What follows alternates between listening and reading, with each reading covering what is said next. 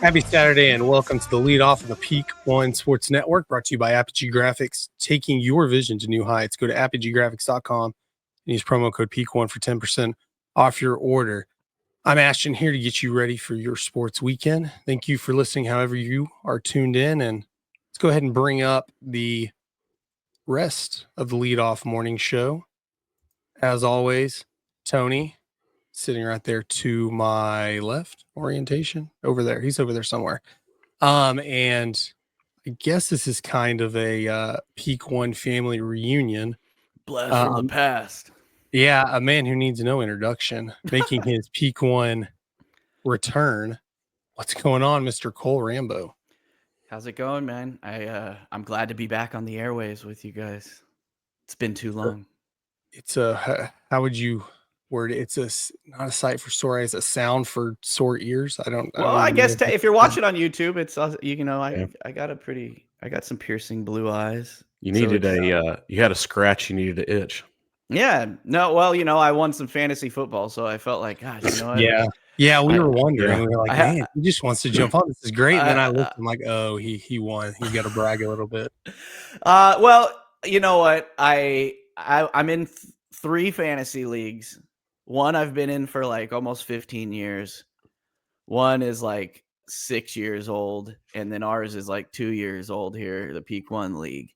And I tier them in importance in that way. One, because this one's at the bottom just because there's no money involved, so that automatically, but you have the platform to brag, and that's so that has that has currency. You know what I mean? Nobody gives a shit about my other ones that nobody cares about. You know what I mean? It might be 15 years old, but the only people that care are the 12. Your wife, maybe, if you win money, Right.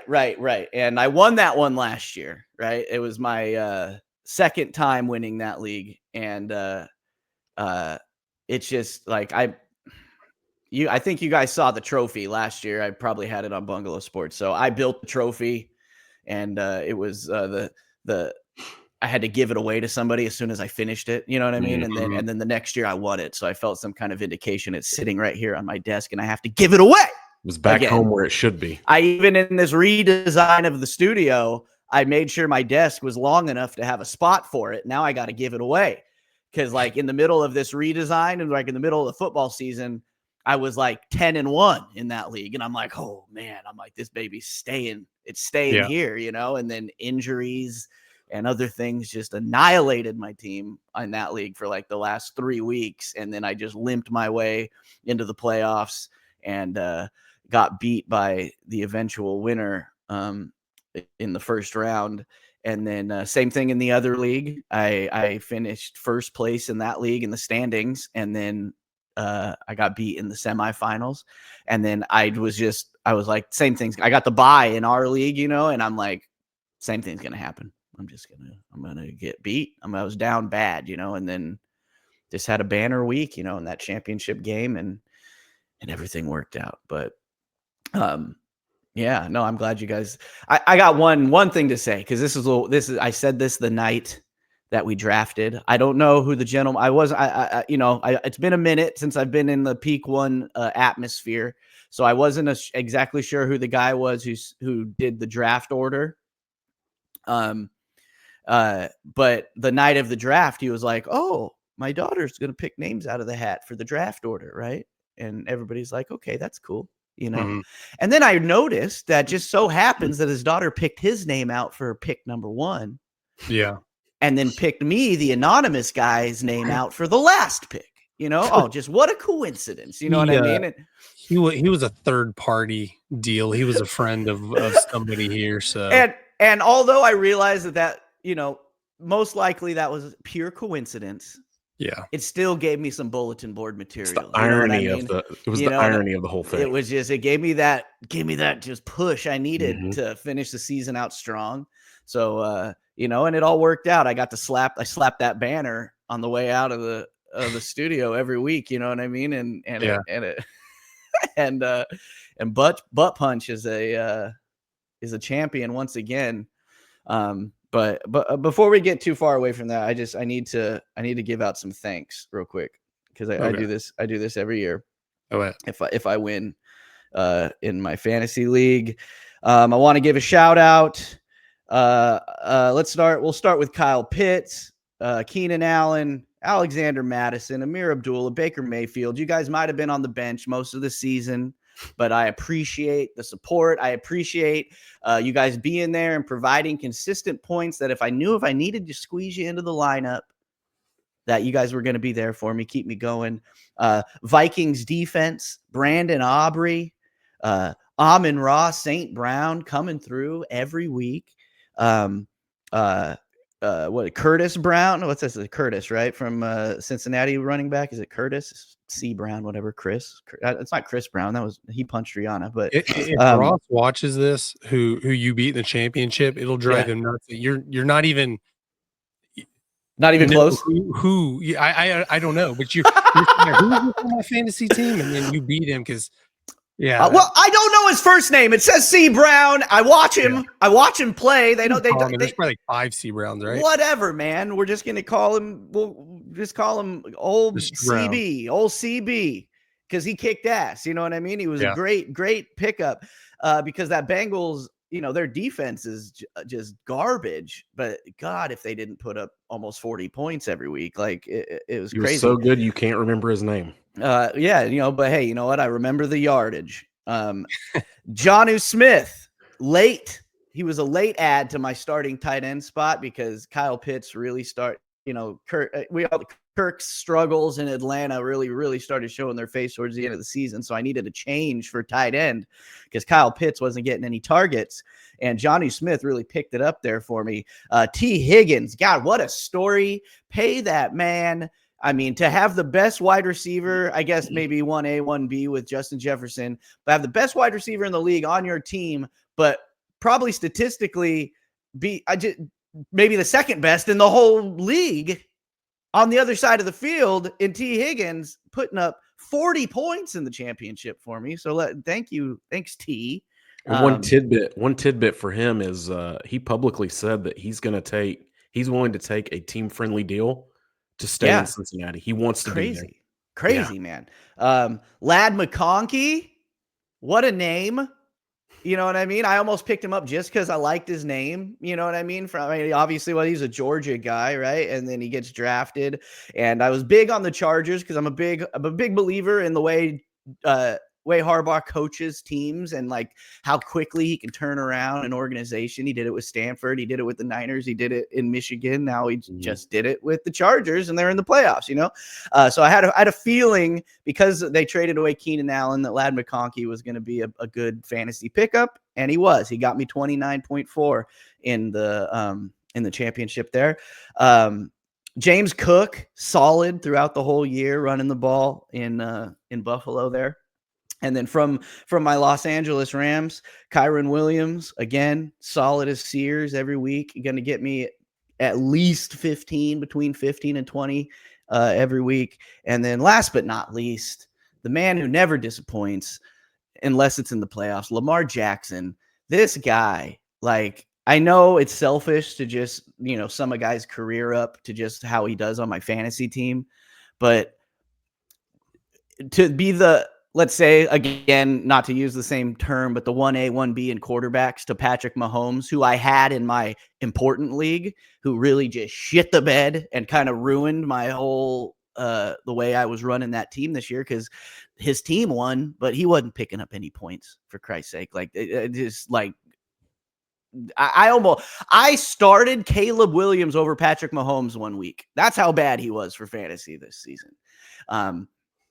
But Lamar Jackson, thank you, sir, because he really just, in the low weeks, you carried me. In the high weeks, you were just a nice little sprinkle on top, and you got us all the way to the ship, man. And peak one, this peak one, last year Joey won it out of the Bungalow, and this year I win it. And the Bungalow doesn't even exist anymore. You know what I mean? Yeah, I wanted to bring that up because we almost had another situation, Joey type situation with Adam Russell, who's with Peak One. He's a writer and part of the right. He texts me. He messages me on Facebook every time the Stars play the Sharks. Oh yeah. That's still very consistent. Yeah, he's a very consistent guy, and he's not on a lot of shows. But yeah, we're gonna show him love. He does a lot of posts talking about the Stars and writes some articles. But he got the #1 seed, and he claims he's never played fantasy football before. Uh, He dominated the league.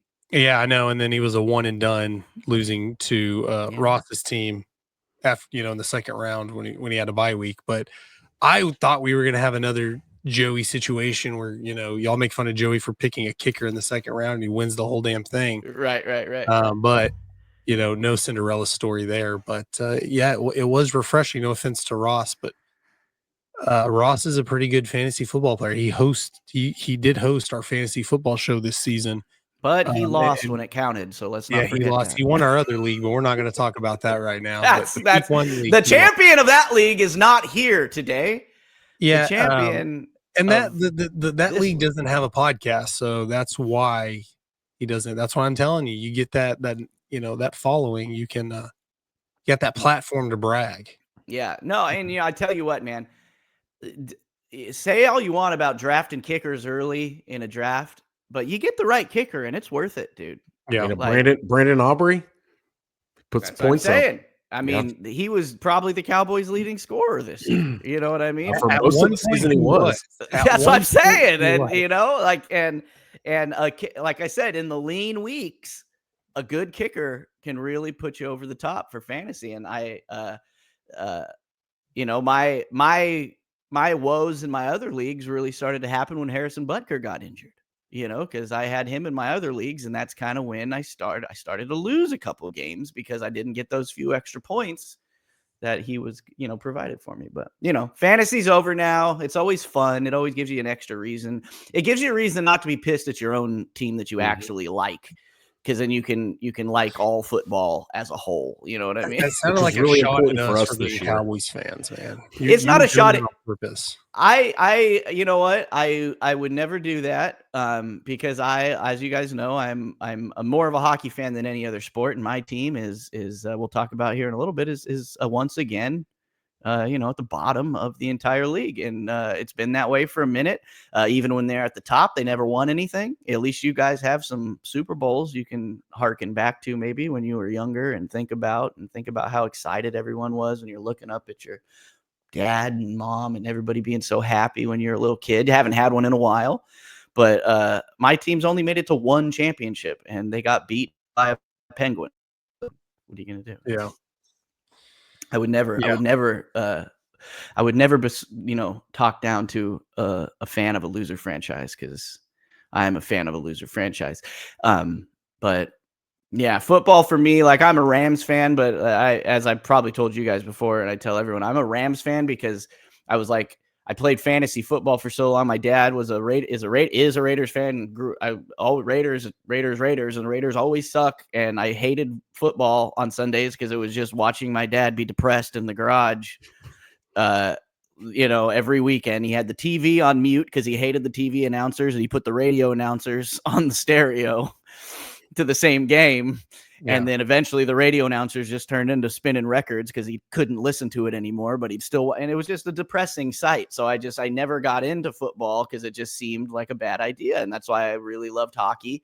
The Sharks, up until the last 4 or 5 years, have been at the top of the NHL their entire existence, pretty much, barring a couple seasons. So I always go back to what's worse, being the fan of a team that is always bad and never wins, or being a fan of a team that's always good and never wins. You know what I mean? Like again, we'll talk Lamar Jackson, we'll talk Josh Allen, like hopefully they can get over the hump this season. But again, your team's always good and always one of the contenders, quote unquote, you know what I mean? But can never do it. What's worse? You know what I mean? It's a little... Speaking as a Cowboys fan, who they have been pretty good for the last few years, and right. For the most part, they make it to the playoffs or whatever. I can speak from the point that this year's much easier. That we know, we just get disappointed. Right now, we'd be filled with a little bit of hope. If they were 12 or 11-5 right now, going the last season or last game of the season, we'd be filled with hope right now. But right now, it's like whatever. You're not even thinking about that. You're thinking Not about the even thinking future. about it. You know what I mean? You're thinking about what are they going to do once the season, after this weekend, what are they going to do to make things better? Yeah, not much. Yeah, well, unfortunately, the same thing kind of was with my dad and the Raiders. It's like you have that type of owner where nobody's doing nothing. He's doing something. And Yeah. it's like, say, Al Davis, Jerry Jones. You've got a few franchises who have these owners who it's like a curse of having success right when they took over the team. And then they just ride that, oh, I know what I'm doing for the rest of their freaking life. Their heads blew up, and now they're the genius. And now it's like, they're in the Hall of Fame, and it's like, obviously I know what I'm talking about. It's like, no, you just had a coach, and guess what? You hated that guy that won those Super Bowls for you, and you ran him out of town, and you haven't won one since. You know what I mean? It's like, God, like it's kind of like the Brady Belichick thing where everybody could have the debate forever. I was like, who was it? Was it Brady? Was it Belichick? It's like, no, it was both of them. Like, like, you know what I mean? It was both. It takes in professional sports. It's not just one person's reason that they're successful, And I feel like Jerry Jones is one of those guys, like an Al Davis or whatever, that thinks that they're the reason. It's their decision making. It's like I'm drafting Jamarcus Russell. That guy can throw it 50 yards from his knees. Holy crap! And then it is what it is. But I mean, and we'll talk about hockey here in a second. But being a DFW based show, we are obligated to talk about the Cowboys. So I will mention one thing on the Cowboys before we pass on that they play the Washington Commanders tomorrow. Big game for the Commanders. Yeah, big game for the Commanders. Big game for the Cowboys, seeing as we need them to lose. Right. So they win, we'll probably have like a 16th or 17th pick, which is ridiculous. Right. You guys pull a Giants and really prices for that game. The average ticket for that game is lower than another probably locally cared about bowl game where UNT, University of North Texas, and Texas State played, where the average ticket for that game was $59. The average ticket for this Cowboys Commanders game is $56. So good job, Jerry. You just got beat out by a terrible bowl game on and teams you think that most people probably never heard of. Right. And you'd think like just for this game, because you guys, theoretically want to lose it, you just make the tickets astronomical. So nobody comes, you know what I mean? And like, you don't get the home field advantage, you know what I mean? Like, but you never know. And it's hard in football because football, like it's because unlike, hockey is kind of the same way, but like other professional sports have like guaranteed money and all that stuff. And I know quarterback contracts and the bigger guys are starting to get guaranteed money in football now, but like most of the team don't have guaranteed contracts. They don't have a guarantee they're going to be on the team next year. So that even when you guys want to lose, they're still playing for their freaking jobs out there. You know what I mean? And a win looks better than a loss. Nobody there is tanking. Maybe the front office wants to try to organically tank, but the coach, on paper, especially Mike McCarthy wants to win this game because he may be looking for a job after this. Same thing. Yeah. Same situation. So, and football is just one of those things where it's like, if you're not, there's like it's like what old coach thing of like, if you're not going full, you know what I mean? And it's like football, these guys are just have one gear, you know what I mean? Most of the time it's like when guys don't have when guys have that throttle, you can tell. And there's been a couple players on different teams this season where they've been called out for that. You know what I mean? Where like in the national media, because one guy on a couple, on the Raiders, I can't remember who it was. There was like one cornerback who like took a couple plays off because they were just getting their asses beat. And then like, they weren't going to win the game anyways, but then that guy was just roasted for the whole next week because he took 2 plays off. You know what I mean? And it's like, so football isn't the tank, it's not basketball. It's not the tank sport. Like they don't do it. The players don't have that mentality. The successful players anyways don't have that mentality. You know what I mean? And especially for the fact that those guys aren't getting guaranteed money, they can't, they can't afford to go out there and put tape out there of them looking like, the guys looking to sign you next season aren't going to say, oh, well, Dallas wanted to lose that game or the Giants wanted to lose that game. So we can't blame this guy for not making that tackle or whatever. Like, exactly. So, for your guys' sake, I hope you lose. And for me being a big fan of the underdog and the Cinderella story, and I like, Jaden Daniels just tearing it up as a rookie is always cool to see a rookie tearing it up. I want to see them and, kind of be successful in the playoffs. And so let's all be on the same page and hope the Commanders win and the Cowboys lose and get a better draft pick and all that. Yeah, maybe the sun at one end of the stadium just blinds Cooper Rush and he can't do anything. I guess. Well, I and don't know what that game is. It may not matter, but there's a lot of Cowboys haters out in the world, you know what I mean? And I think a lot of that stems from fans of other teams being offended at the fact that they dubbed themselves America's team or whatever. But from where I come from in California, a lot of Mexican people I grew up around Mexican people my whole life, right? And people say, Cowboys America's team. It's like, it's also Mexico's team. Yeah. I don't care where you go. Unless they're from the Bay Area and they're a Niner fan or a Raider fan, still, there's more Mexican Cowboy fans in this world than, you know what I mean? Outside of Texas, it's no, it ain't American. It's Mexico's team, buddy. And it's so I don't have that hatred because I got a lot of friends and a lot of acquaintances and a lot of people who are Cowboys fans from my area. You know what I mean? So, again, being a guy who's not totally invested in the Rams' success because I picked them because they sucked and I didn't want them to win a championship before the Sharks, and then they went out and did it. But now I'm stuck, because I'm a loyal guy. But it's like I'm living and dying on every play when I watch the Rams play. I vote for, I root for my friends' teams. You know what I mean? And I have a lot of Cowboys and Niners and Raiders fans. So, all which are in somewhat turmoil this season. So this is not a lot of season. Not a lot of football talk going around in my area these days. Yeah, definitely. But anyways, Rams are in the playoffs though. Yeah, it's Matt Stafford, that dude. Matt Stafford in the might playoffs. be He might actually do something now. Just every time he either makes the playoffs and wins the Super Bowl, or he's crazy, dude. That guy, he might be literally the toughest human being on planet Earth. That guy, every time you think, oh, he's done. He's done. Yeah. You know what I mean? He comes out and throws a 60-yard fucking bomb dime. Mm-hmm. You know what I mean? And it's and then just this, they got a heck of a coach too, which I think helps. And then their receiving core and Kyron Williams does the team that was supposed to just fall apart because they traded their entire future to win that Super Bowl, draft pick wise. Yeah. They really made some smart moves with the lowly draft picks they did have. Because they seem to find that receiver in the rough.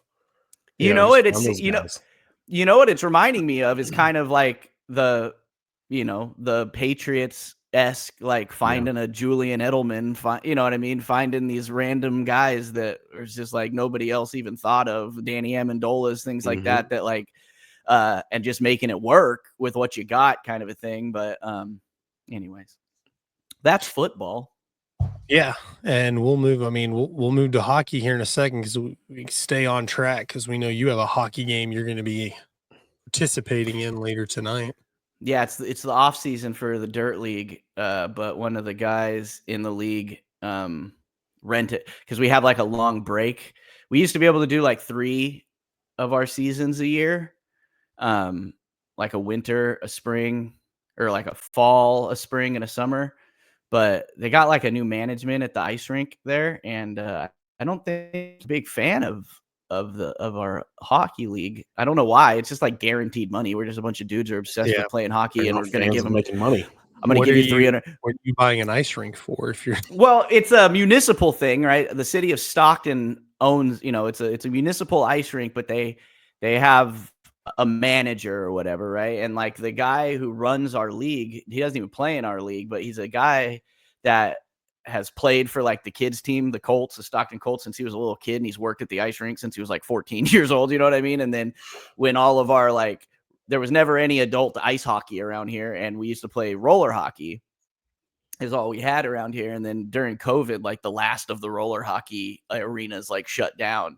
So then you got a bunch of middle-aged dudes who are obsessed with playing hockey every week. So we finally just bombarded the ice rink, which is hey, we literally have an entire league that is ready to give you whatever you're asking us to pay you to just you don't have to search for anybody. You don't even got to put an ad out for it. You know what I mean? Like, we're ready just to come over here and we all wanted to play ice in the first place. Nobody wanted to play roller hockey. It was just the only option. You know what I mean? Like, and if we can get it, and now they've got 4 leagues a week down there. You know what I mean? Just off of us coming over there. So it's really, you know, and you've got at least 4 teams per league. Some have 5, some have 6. 12 to 14 guys per team, each paying $325. Like, it's a lot of money you could generate, but for some reason it's got down to where we only get 2 leagues a year and we have like almost 2.5 months in between. And some guy, the ice is open on Friday nights after the public skate, so we rented it out for an hour. It only costs we found out it only costs like $375 to rent it out for an hour. So we're like, oh, well, we're just going to have this super secret friends league and we'll just get all the, you know, people. We just made a group of like the guys who don't start fights and shit. And then we're just going to go down there and play pickup every Friday until the league starts again. So that's what's going on tonight. But anyways, hockey's fun. If you get a chance, go play it. Yeah, I can honestly say I've never played hockey before. Oh, it's so never had an opportunity to really. I guess if I would have fought to really play, I could have been in something, but yeah, it just wasn't accessible. Football was the thing you get pushed to. Yeah. In Texas, and then you kind of just be like, yeah, that's fine with me, you know. But yeah, no, I didn't start playing hockey till I was like 22. When I've watched hockey my whole life. My parents never.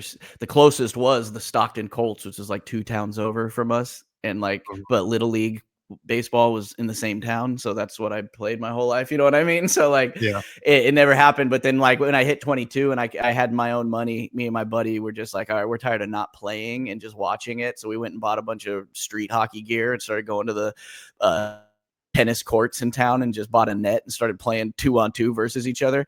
And then got some ice skates and started going around. We would go online and find all the ice rinks in driving distance in the Bay Area or in the Sacramento area, and just go. They all have drop-in hockey nights on Sunday nights or Wednesday nights or whatever, and we'd pick one every week and we just go and play drop-in. And then one of our buddies that we played drop-in with in Stockton, his dad's like a gajillion. Daniel from the hockey show I did. His dad is a very, very successful entrepreneur type character and built him like this state-of-the-art roller hockey arena in really close in the town over from us. And so that's how we got into roller hockey, because then he started doing the leagues and doing all the stuff. And then that went for, almost a decade, and then, whatever. But yeah, so it's like, it's never too late. Okay. And I'm 39 years old. I'm playing the best hockey of my life. Okay. Yeah. I scored 13 goals and 7 assists in 12 games last season. All right. I won a championship. We won the holiday 3-on-3 tournament. Things are going good in my sports career at 39 years old. Okay. So, it's never too late to follow your dreams, guys. And you get to make cool jerseys. That's my favorite part of it, is making my own custom jerseys. And it's kind of like the men's softball. You come up with the crazy names, crazy uniforms. Oh yeah. Nope. It's all fun. It's all fun and games, but yeah. Well, speaking of the serious hockey games, NHL, after the first of the year, same sort of with the NBA, but NHL, you're starting to focus more on it. You're starting to gear up. You're seeing the separation. You're seeing what teams are gonna, really make a run at the playoffs. Not quite past football, but this is the time. Right. Well, it's like any of the sports, basketball, hockey, baseball, they have these super long seasons. You know what I mean? Like 82 in basketball and hockey, and whatever 162 in baseball. It's like, yeah, you want to care, but it's like it's really hard to get super invested when we play this team 7 more times before Christmas. You know what I mean? So it is that time, and it's not the end of the world. You're like, it's fine. Right. We're going to lose 30 of them anyway. Right. And I follow the entire hockey as a whole, the entire NHL, same as I do with football and everything else. Because like I said, my team, this is the most exciting Shark season in a while, even though we are second to last in the league next to the lowly Blackhawks. So I still have that on the Blackhawks. They suck worse than we do. All right. It is so exciting because last season the San Jose Sharks had we were so bad. We had the first pick, 1 of 1 in the draft. First time it's ever happened for us because hockey is a lottery like basketball, right? Bottom 5 go into a lottery, and that's how they decide who gets the first picks and all that stuff. And we picked a gentleman named Macklin Celebrini, who was a college hockey phenom. He was overshadowed last season because of the Connor Bedard talk, right? Chicago's first round pick from last season. Connor Bedard, this guy's a generational talent. Every sport has their generational talent talk, you know what I mean? In their big positions and all that stuff. And Connor Bedard had a good first season, you know what I mean? And so it really overshadowed any talk about Macklin Celebrini. He was obviously going to be 1 of 1. Everybody knew that no matter who got the pick, right? Because hockey's one of the, most sports, football fluctuates sometimes, you know what I mean? Because sometimes the less heralded positions like linemen and stuff are the ones who go high, and people aren't, if it's not a quarterback or, something like that, that's like this year is a perfect example where there's 2 quarterbacks who are first round talents. And a lot of people are saying they wouldn't be in a normal draft year. You know what I mean? Is Shedeur Sanders, Cam Ward, great quarterbacks, but they're not, Trevor Lawrence or whatever. You know what I'm saying? It's not like that type of year. But Macklin Celebrini was definitely everybody's consensus 1 of 1. It just so happens that his father is the head of the health and strength and conditioning department of the Golden State Warriors and has been for years. So he grew up in the Bay Area. He was a junior Shark, you know what I mean? Growing up, he's from Vancouver, but grew up his whole childhood in the Bay Area because of his dad, working for the Warriors and all that stuff. So hometown guy de facto or whatever. So it was a really big deal. And then on top of that, they had our pick from last season, Will Smith. We had the 5th pick, I believe, last year, and he stayed and played in college last season, didn't play for the Sharks, but both those guys, start in game 1 this season, you know what I mean? And then a season of a lot of the younger guys. It was we've had a new GM, Mike Greer, former Shark. This is his 3rd season as GM. All these moves he's been making are starting to kind of come to fruition, you know what I mean? And we're not winning a lot, but we're losing a lot of games in the 3rd period, which means most of the games we're either winning or it's tied or it's close throughout there's been a few blowouts, you know what I mean? For some reason, Las Vegas always just kicks the crap out of us. But and watching, you usually watch I don't know how to explain it. If you don't watch a lot of hockey, even a guy who is number 1 overall, he's been going to be number 1 overall since he was a teenager. You know what I mean? These guys who are NHL ready. The way you judge on how much development they need if they're a forward is if they can win faceoffs or not, right? So faceoffs are a weird thing. They look very innocuous when it happens in the game, right? Ref drops the puck, whoever hits it back first wins it or whatever. But it is one of the most physical parts of the game for a split second. If you watch what actually happens, it's the dirtiest 0.7 of a second that you could ever, it's crazy, right? So it takes a lot of body strength. It's just a really gritty moment that going from college or juniors up to the pros, even if you're a great hockey player, it takes a couple seasons usually for a guy to have a good faceoff percentage. Macklin Celebrini is over 50% in the faceoff circle already, right? He's out there doing freaking spin moves and all kinds of crazy crap that you don't see in the NHL. You don't see people doing that. Granted, it's is it just young naivety of just he's not really thinking about, I'm not supposed to be able to do this, so I'm just going to do it kind of a thing. But he's doing things and playing in a way that you haven't seen one of these 1 of 1 guys do. Connor Bedard had a great season last year, but it was nothing like this. And it's not me just being a homer. You guys know me enough to know that I'm fine with tearing my own team down. I've been doing it for years, but watching these games, it's kind of you in the way you have that thing of we just said about the Cowboys, of where you're not watching it with the expectation of winning, right? I'm not watching these Sharks games with the expectation of winning. If last night we beat Tampa Bay Tampa Bay's one of the top teams in the league. It's crazy that we beat them last night. That's awesome. Doesn't matter though, right? The fact is that watching these young guys skate around and like you see the future, you know what I mean? You're like, holy crap, I've never seen this before. You know what I mean? In my team, at least, you know what I mean? You see it with other things, and I've never had a chance to like see something build and actually work out. It's like in most sports, when you hear the word rebuilding, it's like you think of the Jets and the Giants and the Browns and like these teams that habitually are trying to build something and it never works out. You know what I mean? Yeah. And like, this has been a 3-year deal for Mike Greer, the new GM of the Sharks. And it's already like, we're not winning a cup anytime soon, but it's like, oh crap. Like we're moving, you know what I mean? Like we made a trade. We traded for one of the worst goalies in the league percentage wise this season, Alexander Georgiev from the Colorado Avalanche. And we traded away our number 1 goalie, Mackenzie Blackwood, to them, right? Colorado's a cup contender. Georgiev sucked, right? They were still winning. They're still at the top of the league with one of the worst goalies. If they could bump that piece up, then they're golden, right? So of course they wanted a good goalie. Mackenzie Blackwood, great goalie. We don't need we don't want a guy that's just Swiss cheese. Yeah. But it's like we made this move and people were like, what the hell are they doing? And it's like, yeah, but if you know, in the offseason, we traded for this guy, Yaroslav Askarov, who is the top goaltending prospect in all of the NHL. He's the second highest rated Russian goalie of all time. And he was playing on our minor league team, you know what I mean? The whole season until we made that trade. Now he's in the rotation with Georgiev, you know what I mean? So it's like, all these pieces are starting to make their way onto the starting roster.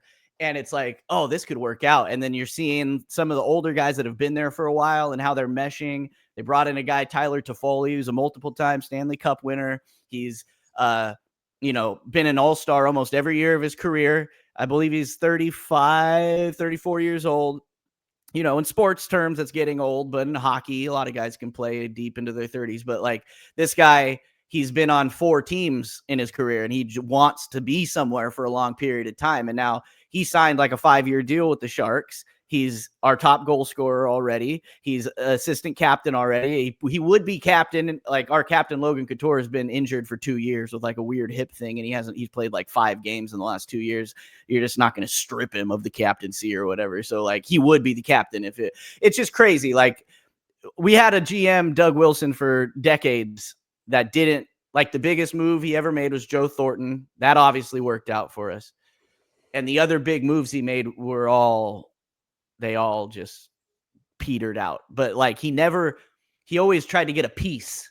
He never tried to build the whole board. You know what I'm saying? Like, and now that's happened over the last couple of years, it's really starting to happen. No one cares. When you end up with a younger team that you can contend with for multiple years. Right. And do it this way. And you know, hockey's a sport where it's like it's a dredge, and it's like it's kind of like basketball in the fact that like the more you play with the same guys, the better you're going to be. You don't have to have statistically the best players at every position all the time, but if you have a good core of guys that all know each other's tendencies and everybody skates different and everybody turns a different direction when they're going so if you know where that guy's going to be, you can get the puck to him a little bit faster. You can just little things like that. No one cares about the Sharks. That was my tirade. I'm happy to be on YouTube talking about something positive about them for once. But yeah, they're moving on up. Macklin Celebrini, as advertised. Go watch some highlights. He's fantastic. But elsewhere around the league, we had like Winnipeg. The Winnipeg Jets, this team is crazy. Like they were the Winnipeg Jets, and then the Jets moved. They became the Arizona Coyotes. And then we had a team called the Atlanta Thrashers that then went defunct, and then they moved back to Winnipeg and got the Jets back again. And they've been fledgling a little bit ever since, but they went 15-0-1 to start their season, which is an NHL record. Like that's crazy. Connor Hellebuck, Vezina Trophy. That's the best goalie in the league, winner from last season. Might win it again this season. It's crazy. That team is fantastic. Much to my chagrin, the Las Vegas Golden Knights are at the top of the league again. Just a lot of the same faces. Toronto, habitually, Toronto is kind of like the Cowboys of the NHL. They're good until they're not. You know what I mean? And it's like, it's that same question of like, God, like how much punishment can you take of like being so good and so much better than everybody else until it really counts, you know what I mean? And then it just, peters out. But they're back on the same tear they've always been on. And, for the last almost decade, they've been fantastic. And it just, can they get over the hump? Just, a lot of good rookies right now. And I'm just happy to say that my rookie is the best of them all.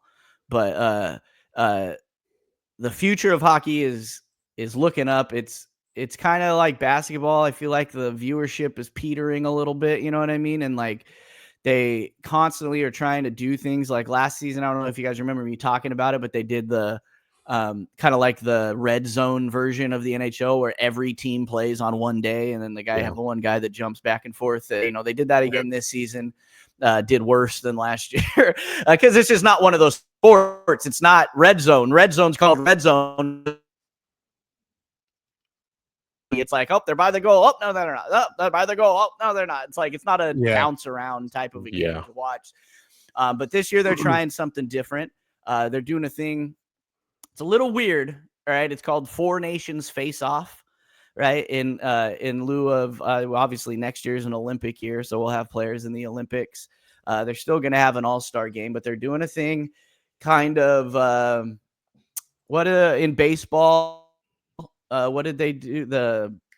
What's the tournament they started doing in the summer? I don't even know if it the Baseball World Classic. World Classic. It's the World Baseball Classic. That's right.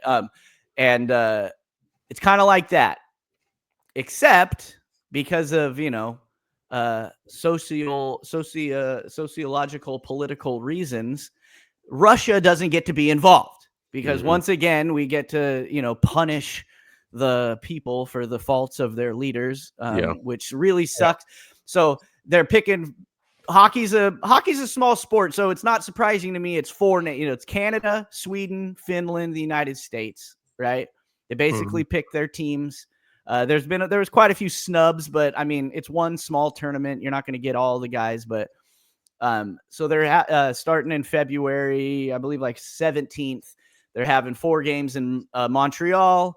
Then they're having 2 games in the championship in Boston. And it's like basically just they're going to play. Every team plays each other. Whoever has the most points plays in the championship kind of a thing. And which is cool. I'll watch it. Obviously, it's going to be fun to watch, and guys are going to be going off, and it's going to be. I bet it'll be a little all-star game-ish where it's going to be a lot more offense than defense because guys aren't going to be out there trying to get their teeth smashed in. You know what I mean? In the middle of a NHL season, but there's always going to be an asterisk because most likely Russia would crush everyone because other than Canada. Russia has, it's hockey. Russia is hockey. Canada, just like Canada's hockey. We just don't think about it in those terms because Canada invented it or whatever. But like, you're not going to get an Ovechkin. You're not going to get a Kaprizov. You're not going to get these guys that really would deserve to be involved in that because of reasons outside of sporting reasons, which kind of is there a way they could like unite and put their own team together and enter this like a but then you harken back to their leader, their president would probably punish them for doing something like that. So it's just again, things outside of sports fucking our sports up, I mean, that it sucks when that happens, but it is what it is. But before I stop talking about hockey, I got to talk about one guy, and he's Russian, and that is the Russian machine, Alexander Ovechkin, at 40 years old. Okay.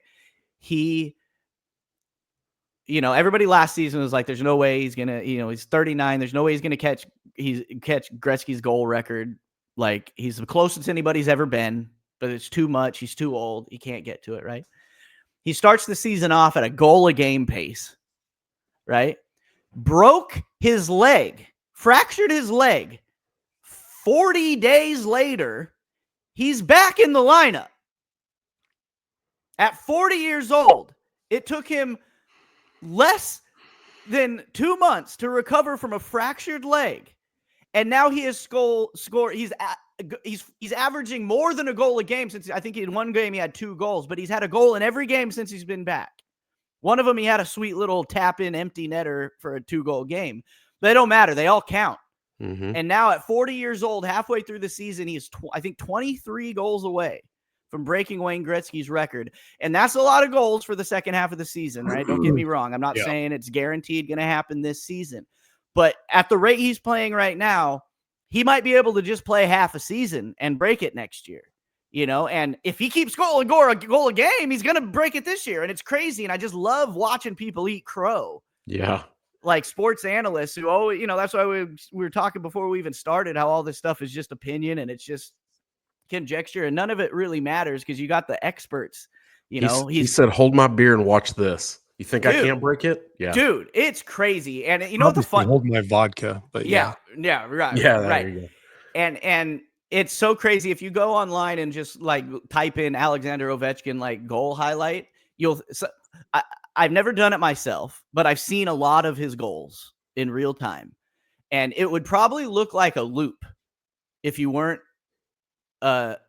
familiar with his game, because I would like a count on from the left circle, the left face-off circle, one-timer, meaning a one-timer in goal in hockey is the guy passes it to you and you fucking shoot it before the puck stops, right? You don't stop it and then shoot it. You just hit it while it's moving. That guy has scored more goals that way than anyone in the history of time. And he's still doing it, almost 20 years into his career. And they can't stop it. They can't figure it out. It's crazy. Like, it is nuts. Like, Joe Thornton was a longtime Shark, Boston Bruin, one of the greatest assist guy of all time, right? But after a few years, people always knew what he was going to do, which is why the Sharks started to decline, right? Because he was like a quarterback. He'd slow the game down and he'd sit there and he'd dish it out. You know what I mean? But when you know a guy's going to do that every time and he's not going to shoot, it's easy to defend against that, right? Because you just, he's going to pass it, so I'm just going to make sure to stand in between him and everybody else, right? So it's like in hockey, if you have to be unpredictable, you know what I mean, to be successful, and most of the guys are. But Alexander Ovechkin might be the most predictable player of all time, but also the most successful, and that's what makes it even more impressive. It's so crazy, and like he just scored a goal like that last night. You know what I mean? And it's like, I saw the highlight of it, and it's like, if he didn't have gray in his beard, I would have thought it was 15 years ago. And it's like, but yeah, so anyways, that's kind of the story for me. Obviously, my rookie, Macklin Celebrini, and then Alexander Ovechkin with the goal chase, and then adding the caveat of him breaking his freaking leg and recovering in a month and a half at 40 years old. It's nuts. Those are the kind of things that bring in the not traditional hockey fan to want to come watch it, to get involved in little storyline, follow the game. Yeah, little storyline. Yep, I love it. So there you go. There's your hockey injection for the year for Peak One Sports. Yeah. Before we let you go, we wanted to get your opinion on how this first season of the 12-team college football playoff, in your opinion, how you think it's gone. I know we didn't really mention that in prep. I thought about it this morning. We and Tony were talking about it. It would be a good thing just to kind of get your raw opinion. Yeah. So this season is probably the biggest involvement I've had in college football watching. I'm not sure why that is. And being the nerd that I am, it may have something to the same way fantasy football really got me into the NFL, so many years ago. College football 25, the video game, probably got me more invested in college football. I mean, I've always had a cursory knowledge of it because obviously being into the NFL, I like to know who's coming up and things like that. But like, I didn't go to a big college. I'm from California, where like college sports aren't really a big thing around here, like unless you live in Los Angeles or like unless you're like a big Cal guy or something. But still, it's much less. You guys come from a spot where football is life, whether it's high school, college, or the NFL might be third in those three. You know what I mean? And the Midwest and things like that. It's a different world out here where I live. You kind of gotta have your own individual rooting interest, and I didn't ever really have one college wise.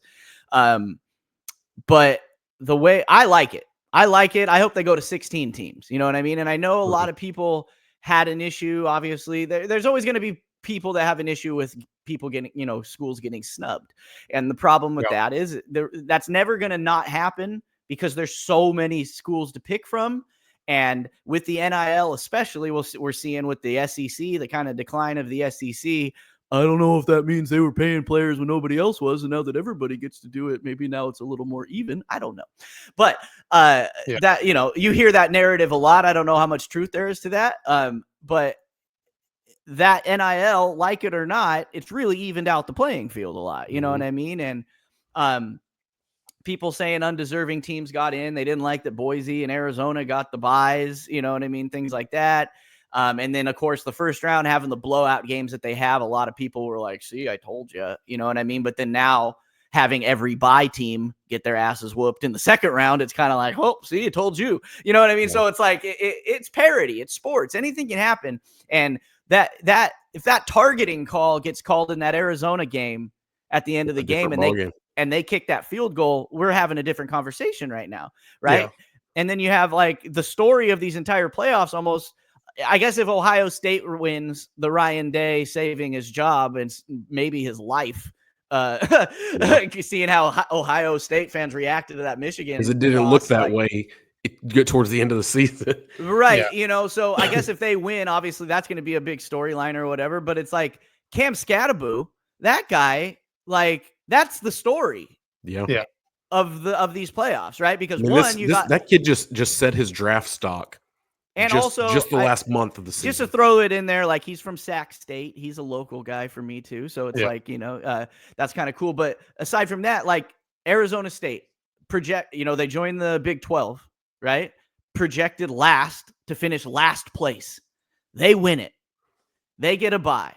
They've got this guy who, if people were watching for the whole season, may have finished much higher than 6th in Heisman voting. Mm-hmm. You know what I mean? Just, I'm not saying he was better than Genty or Travis Hunter or whatever, but because of the school he goes to and the thought of like, well, it doesn't matter what they do kind of a thing, you're not going to get those eyeballs or whatever, and that's the thing about college football, in my opinion, is it's less like, eye test based and more what people's pre-existing thoughts about a college or a program or whatever are. Yeah. Travis Hunter, great, very deserving two-way player, plays every snap. It's crazy for people the people saying that snaps aren't a stat. It's like, yeah, they are. Yeah. You try and do it. Like, come on, like give me a break, dude. Like there's a reason we're impressed by guys like his coach, Deion Sanders, playing baseball and football, and Bojack, and these guys who can do incredible things. Like that is an incredible thing to play every snap, both sides of the ball in football. That's nuts. There's a reason nobody does it in the NFL because it's impossible. You would die. Your body would break down. It's crazy. But maybe Travis Hunter, because of the school he goes to, if Deion Sanders is the coach of Colorado and they're the same program, he doesn't get the eyeballs. You know what I mean? Like that's a thing too. It's like Colorado's not blowing anybody's doors off with their how they finish the year. You know what I'm saying? But doesn't mean they don't have good players. It doesn't mean, and Cam Scattaboo, just that performance in that game was crazy. You know what I mean? Did you guys watch that whole game? That was nuts, dude. Yeah. Like, I mean, they really petered at the beginning because like, obviously, the game plan on defense was going to be just make sure he doesn't get very far with the ball. You know what I mean? But then he throws a whole wrench in the game by throwing a 42-yard touchdown pass that he was supposed to check down to the quarterback. Right? Did you guys hear that? No, screw that. Yeah. It was supposed to be like it was supposed to be like a Philly special or whatever. And he was supposed to throw it to the quarterback. I was watching an interview with him where he said right in the huddle, the quarterback was, he like rolled his ankle or something the play before. And he was just like, I got nothing, dude. Like we got to make something happen. Right. And Scattaboo, thinking like a quarterback, not a running back, was just like, I got this receiver over here. This guy's played, he's caught 3 balls all season, but I know he's the better athlete than that cornerback. So he knew that they were going to freeze on him. He gets the ball, and he's just like that. So that's not thinking like a running back, get ball run. You know what I mean? Like as a great of a player as Derrick Henry is, that guy is the epitome of get ball run. You know what I mean? And like it works, but it's like, and that's what you got to be as a running back most of the time. You don't have a lot of time to think about what else is going on because you don't have to, right? But having the wherewithal to think like that in the moment and think of a matchup and think of like, well, not our number 1 receiver. This guy's our number 4 receiver, but that's their number 4 cornerback on him. And when he makes that cut to the left, I'm just going to throw it to, like, it's just crazy, like crazy. Well, it's a reason. There's a reason that he got the offensive MVP of the game, and his team didn't even win. No, it's nuts. It's just one of those all-time games, throwing up on the sidelines, all that kind of stuff that just makes you love sports and shit. But I like the way it's going. I saw a meme of that, and he said he drank too much water too fast. He felt sloshy. And the meme was like, puke and rally. Oh, yeah. And you just look at the kid and you're like, yeah, 100%. Oh, you know that feeling too. You know what I mean? Everybody's had it, especially if you've played sports and tried as hard as you can, because you get real tired and then you chug a bunch of water and then immediately realize that was the wrong idea.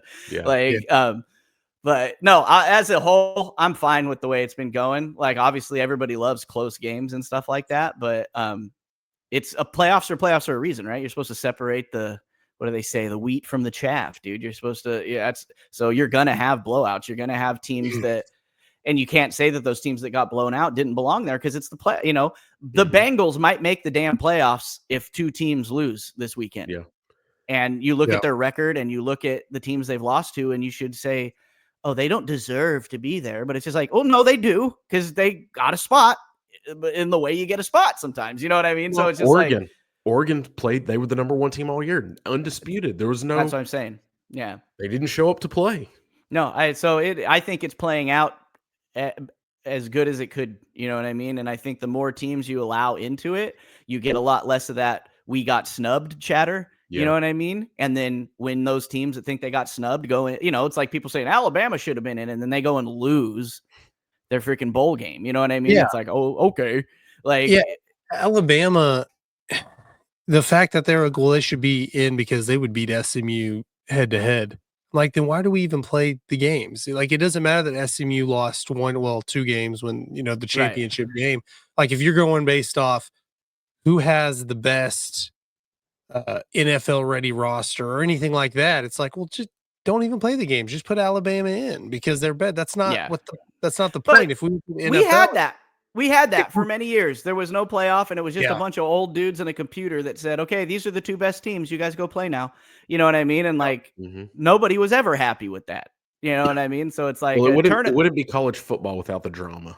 Right. But again, that's what makes it different than the NFL. The NFL is completely numbers based and, things like that. And college football, that's what gives it a little extra wrinkle, is people's feelings get involved. And it's funny that every other level, even down to high school, they can figure out playoffs. I mean, the entire state of Texas has a playoff system for the entire state, every high school, right? You have a playoff system that has worked tried and true for years. For decades, but college can't figure that out. It's just level. Every other level of college football has it too. Right. It's pretty. They just they'll figure it out. It'll just have to work it out. I think eventually they'll have to play it like high school, like the NFL, where the division winners matter and like things like, and that's how the seeding is worked. It's not just we got 2 10-2 teams or a 9-3 team. Well, they lost 3 times. They don't belong. Oh, but this team lost 3 times, but they lost to better teams. Like, it's just like, no, it's like you win your division, you get in. And then you're going to have 5 weeks of playoff games. I mean, that's how high school is. It's a lot of rounds, deep, a lot of games. That's how you would have to play it. But if people are tired of hearing other people bitch, like, then that's what you're going to have to do. But it's like they have to decide. You know what I mean? How you're going to do it. Well, they're going to decide wherever the most money's at. That's exactly how I think it worked. I think it's working just fine. I mean, the thing about, SMU got, blown out or whatever. And like, see, Alabama should have been in. Alabama ended up losing, like you said. But it's like, well, I like it because nothing against SMU, but now you don't get people saying, well, SMU would have done something if they would have been in because they got left out. No, you let SMU in. They lost and they got to see what would happen. You got rid of that. But either way, we got down to Texas, Notre Dame, Penn State, and Texas, Notre Dame, Penn State, Ohio State. If you would have told me that was the Final Four at the beginning of the year, I don't think anybody would be that surprised by. Like, No, okay, those are no. 4 quality. So, like, but that even also if means you- it worked. You know, Yeah, it worked. even It if worked. you end up with the same thing, okay, well, we Mhm. got more meaningful football for 2 weeks. We got that Arizona game. That's all. Yeah. That is the story right there. I'm telling you, the man. only close game. But I mean, you were still getting blowouts when it was just 4 teams. Right. You lost by 50 points in a Just, championship yeah. game, but you still get the.